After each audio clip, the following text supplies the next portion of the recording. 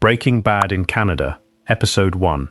Walter White gets told he has lung cancer, and the doctor says, "Okay, treatment starts Tuesday. It's covered. Show's over." Breaking Bad in the UK, Walt coughs, Walt gets scanned, the NHS goes, "Yep, that's ours now," and Walt goes home to be mildly annoyed at Skylar for 5 more decades. Breaking Bad in Germany, he fills out a form. That's the whole show. The form is the villain. You've seen this meme. You laughed, so did I. But nobody stops and asks why it works. The meme isn't a joke about healthcare. The meme is a thesis. And we're about to take it seriously, because Breaking Bad isn't a story that couldn't happen somewhere else. It's a story that could only happen in America. America is the only developed nation on Earth that decided that healthcare is a commodity, that educating children is a low-value profession, and that asking for help is a character flaw. All three had to be true at the same time for this show to exist. Think about what Walt needs to become Heisenberg. A diagnosis that doubles as a financial death sentence? That's the healthcare system. A certified genius earning poverty wages? That's the teacher pay gap. And a man so allergic to accepting help he'd rather cook meth than take charity. That's rugged individualism. Every country has problems, blah blah. No, these aren't 3 separate problems. This is one machine. So, the facts of the case. Not the plot, you know the plot. The conditions. Walter White. Masters in chemistry. Co-founded Grey Matter, a company now worth billions, and here's where he lands. High school chemistry teacher. 43 grand a year. Pregnant wife. Teenage son with cerebral palsy. Second job at a car wash, scrubbing his own students' cars. And then, inoperable lung cancer. Now, here's the part everybody skips. Walt has insurance. He's not some uninsured edge case falling through the cracks. He did everything right. Right degree, right job, employer coverage, the whole responsible adult starter pack. This is a man standing inside the safety net when he falls through it. Because here's the joke the show tells without ever saying out loud. American health insurance isn't protection. It's a coupon book. A coupon book for a store where everything costs 6 figures. Congratulations, 20% off your financial ruin. Terms and conditions apply. The condition is that you're ruined anyway. Educated, insured, employed. One diagnosis turns him into a dead man who owes money. If the system fails, what do you think it does to everyone else? So, let's talk about the store. $14,885 per person per year. That's what America spends on healthcare. Not what sick people spend, what the country spends, averaged across every man, woman, and baby who's never had so much as a sniffle. The other rich countries, 7,371, double, and worse outcomes. America is paying for the penthouse and living in the parking garage. Of 19 comparable wealthy nations, 18 guarantee universal coverage. Guess which one doesn't? Yeah. You didn't even need me to say it. That's how normalized this is. But here's where most takes stop, and where we can't. Because the meme isn't about uninsured people.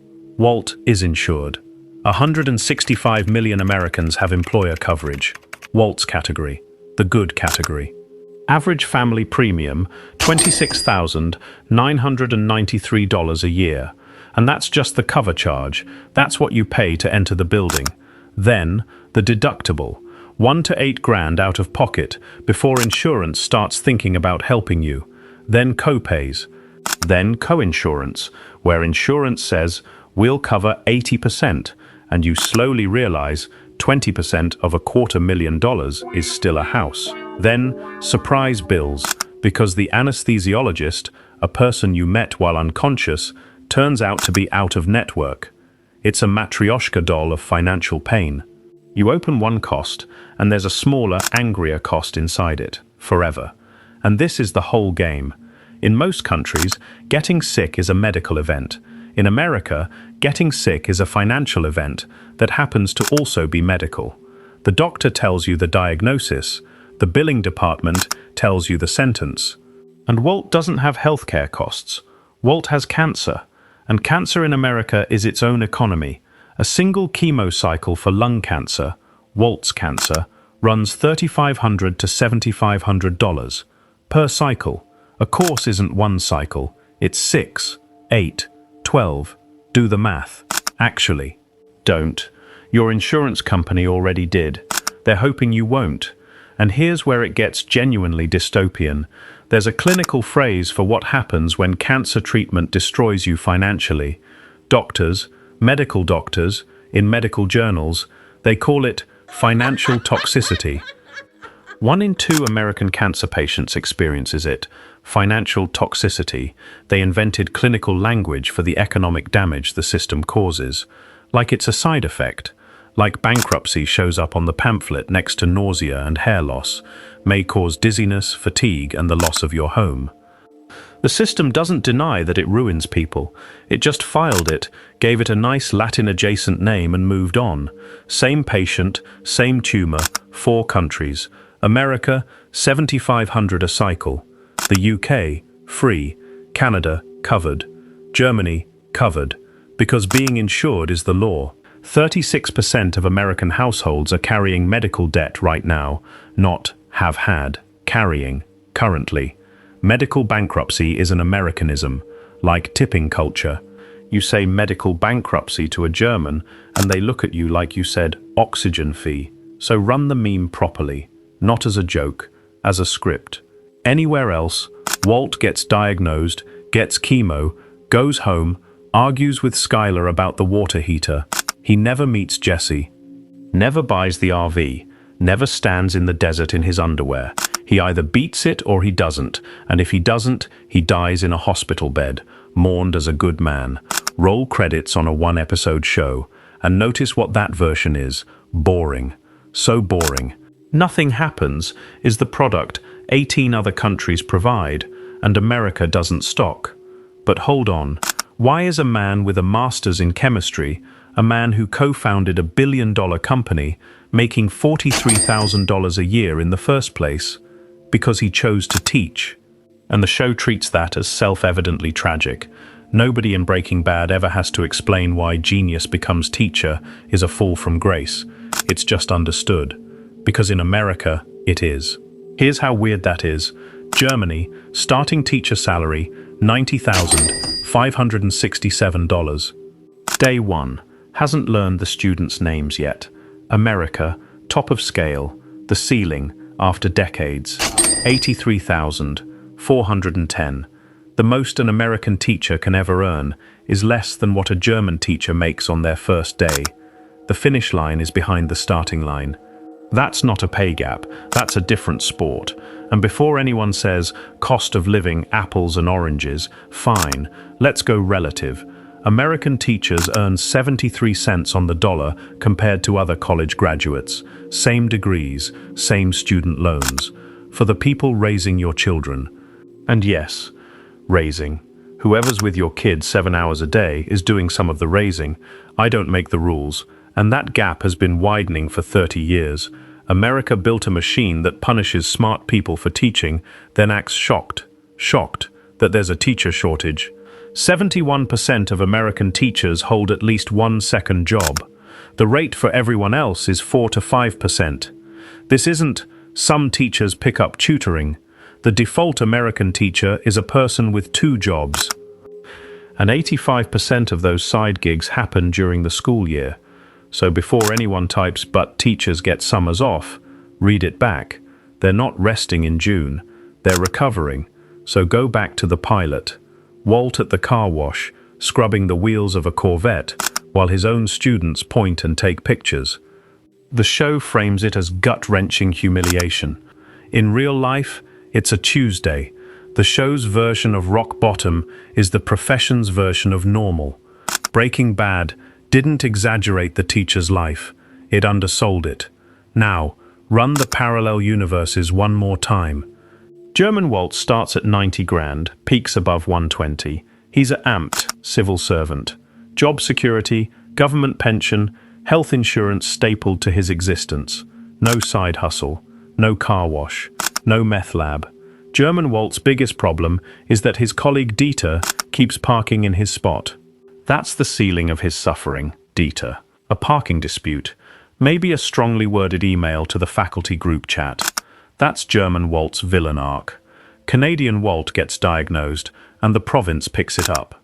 Scans, chemo, follow-ups. His family sits in a waiting room, worried about exactly one thing: whether he lives. Because here's the line that separates those universes from ours. In Canada, Walt's death is a tragedy. In America, Walt's death is a tragedy and a foreclosure. His family's entire financial future, Skylar, the baby, Walt Jr.'s care, depends on whether one man's lungs hold out. Everywhere else, if Walt dies, his family grieves. In America, they grieve and then they fall off a cliff. That's the thing sitting on Walt's chest in episode 1 that has nothing to do with the tumor. Every other country looked at this exact scenario and built guardrails. America looked at it and built a toll booth. And at this point, you're ready to close the case. Meme correct, system bad, Walt victim, everybody go home. Except, no. Because here's where the meme falls apart. The meme says, the problem is the system. And it is. Every number I gave you is real. But here's the loose thread the meme conveniently ignores. The system alone doesn't explain Walter White. Because Walt had an exit. A big, glowing, clearly marked emergency exit. 2 billionaires who owe him everything, offering to pay for all of it. Every treatment, every bill, no strings. The one episode ending, hand-delivered, in America. And he says no. The system built the trap. But something inside the man walked past the open door and locked it from the inside. And that something isn't just Walt's personal malfunction. It has a name. Before we go inside Walt's head, there's a counter-argument to all of this. It comes from the most credible possible source, Vince Gilligan, the man who made the show. His pitch to the networks, Mr. Chips to Scarface, a character study, one man's transformation from meek to monstrous, not a policy paper. And the show backs him up, loudly. Remember that exit? Gretchen and Elliot Schwartz, the partners who turned Grey Matter into a multi-billion-dollar company after he left. They find out he's sick. They offer to pay for everything. The treatment, the best doctors. They even offer him a job, so he can pretend it's not charity. It is, functionally, the Canadian healthcare system showing up at Walt's door wearing a cardigan. And Walt says no. He looks at the boring ending, the one every other country provides by default, and turns it down. He'd rather cook meth in an RV with a former student than take a check from people he resents. And it gets worse. Season 5, I'm not in the meth business, I'm in the empire business. And in the finale, his last conversation with Skylar, he finally stops lying. I did it for me. I liked it. I was good at it. And I was alive. From the horse's mouth. It was never about the money. And here's what I'm going to do with that. Agree. Gilligan is right. The money was always a rationalization, a story Walt told himself so the mirror was easier to look at. The cancer wasn't the reason. The cancer was the permission slip. Full concession. The show is a character study. But here's the question nobody ever actually asked. Why does his pride look like that? Wounded male ego at 50 is not a rare condition. It's practically a genre. The affair, the sports car, the guy who gets really into craft beer and won't shut up about it. Midlife pride collapse is universal. Every country has it. But Walt's pride doesn't buy a Corvette. Walt's pride builds a business. Walt's wounded ego expresses itself as, and listen to how specific this is, I must become the sole financial provider for my family, through an illegal empire, built on the one skill the system never valued. And I must do it completely alone, and I must never, ever accept help. That's not a midlife crisis, that's a mission statement. And that shape, the provider obsession, the help allergy, the hustler's redemption arc, isn't human nature, it's American nature. And unlike most things Americans treat as eternal cosmic truths, this one has a birth certificate. October 22nd, 1928. Herbert Hoover, campaigning for president, gives what history now calls the rugged individualism speech. defining America in opposition to Europe. Europe has collectivism, shared burdens, a government that catches you when you fall. America has something better, the individual, grit over government. You, alone, against the world. And that's not a bug. That's the feature. Great speech, really landed. He won in a landslide. And then, appreciate the comedic timing of history here, less than a year into his presidency, the Great Depression hits. And Hoover, faced with millions of Americans starving through no fault of their own, looks at his ideology and goes, "No, we're keeping it." He refuses direct federal relief because handouts breed dependence, because Americans pull themselves up. So the ideology was tested, immediately, at national scale, and failed so catastrophically they named the wreckage after its author. And then, it survived anyway. It's arguably more central to American identity now than it was in 1928. The idea flunked its very first exam and got tenure. Because it was never an economic policy, it was a religion, and religions don't lose elections. Oh, and the bootstraps. Pull yourself up by your bootstraps was coined as a joke. It described something physically impossible. That was the entire point. Try it right now. Grab your shoes and lift. Physics says no. It was sarcasm. And America, in possibly the most American act ever committed, took a satirical metaphor about impossibility and turned it into a sincere moral standard. The punchline became the policy. Have you tried doing the impossible thing? Sounds like you're not trying. Martin Luther King said it better than I ever could, so I'll get out of the way. This country has socialism for the rich, rugged individualism for the poor. Yeah, and that ideology, a failed campaign speech wearing the costume of common sense, is the actual answer to the healthcare question.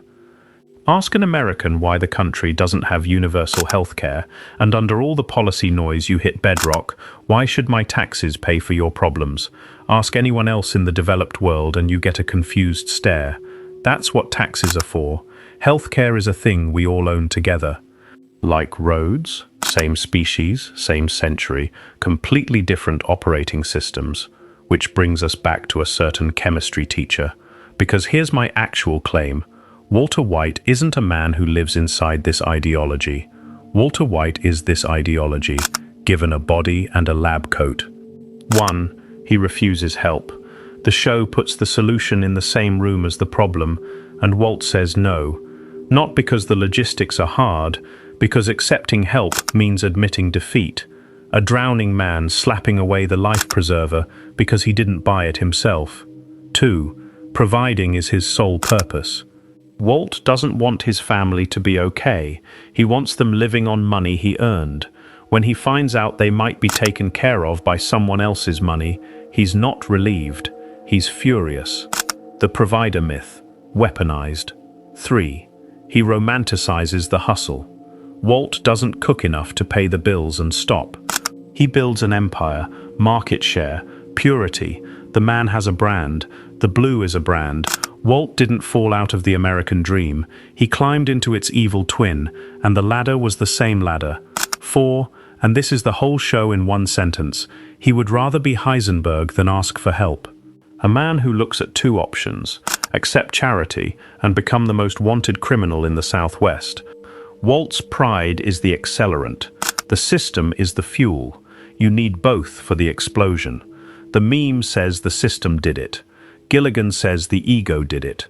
They're both half right, and the halves only work together. Drop this exact man, same ego, same resentment, same wounded genius, into Germany.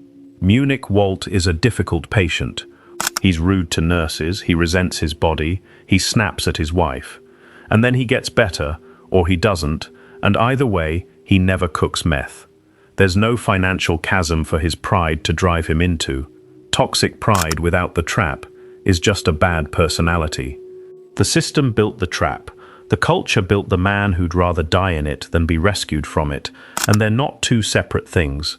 The same country that priced his chemo at $7,500 a cycle spent 50 years teaching him that accepting help makes him less of a man.